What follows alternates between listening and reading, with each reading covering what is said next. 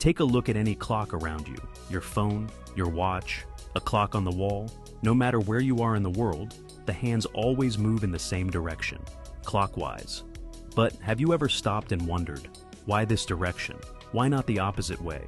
Who decided that time should move like this? The answer goes back thousands of years, to one of the oldest inventions in human history, the sundial. Long before modern clocks existed, humans still needed a way to measure time.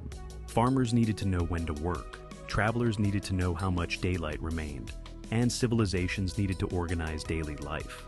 But thousands of years ago, there were no batteries, no gears, and no digital screens. The only reliable clock in the sky was the sun.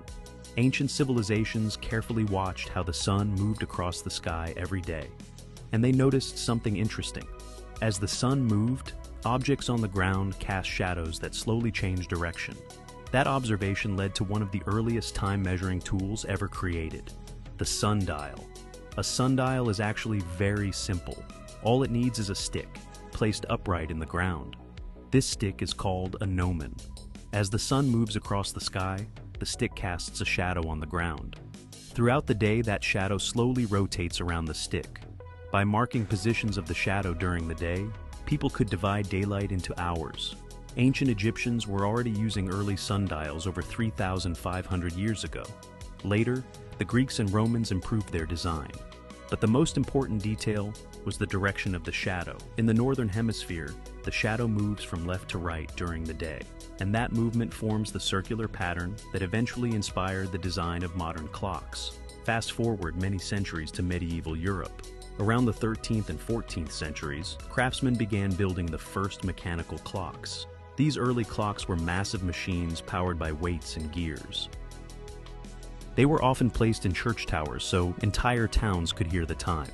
But clockmakers faced an important design decision. Which way should the hands move?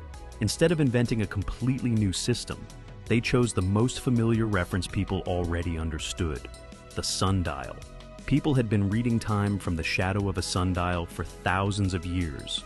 So, mechanical clock hands were designed to move in the same direction as that shadow, clockwise. And once that standard was established, it quickly spread across Europe. Soon, every new clock followed the same rule. But here's a fascinating twist. Everything we've talked about so far works only in the northern hemisphere. In the southern hemisphere, something surprising happens. The sun moves across the sky differently. Because of this, the shadow of a sundial actually rotates in the opposite direction. That means, if the first mechanical clocks had been invented somewhere like Australia or South Africa, clock hands might move the other way today, counterclockwise. But because Europe, located in the northern hemisphere, became the center of early mechanical clockmaking, that direction became the global standard, and it has remained unchanged ever since. Today, the original reason behind clockwise movement is mostly forgotten. Most people never question it. But the design has become deeply embedded in our culture. Even language reflects it. When we say something rotates clockwise, we're actually referencing the movement of ancient sundial shadows. That direction appears in engineering, navigation, and even mathematics, all because of the way sunlight once moved across a simple stick in the ground. Every second that passes on a modern clock follows a pattern created thousands of years ago, a pattern shaped by the movement of the sun and the shadow of a simple stick. So the next time you check the time, remember, you're not just looking at a clock. You're looking at a piece of ancient history still ticking today.